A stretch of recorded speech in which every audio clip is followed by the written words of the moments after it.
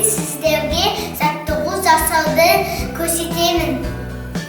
Басты белгі соңға бұрыламыз. Ісімізді айналдырамыз.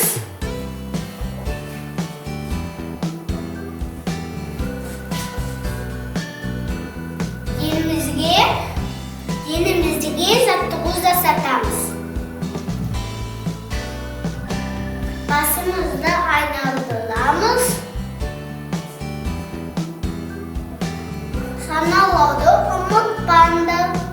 1, 2, 3, 4, 5, 6, 7, 8, 10, 9, 7. Sonunda sonuna jаттығу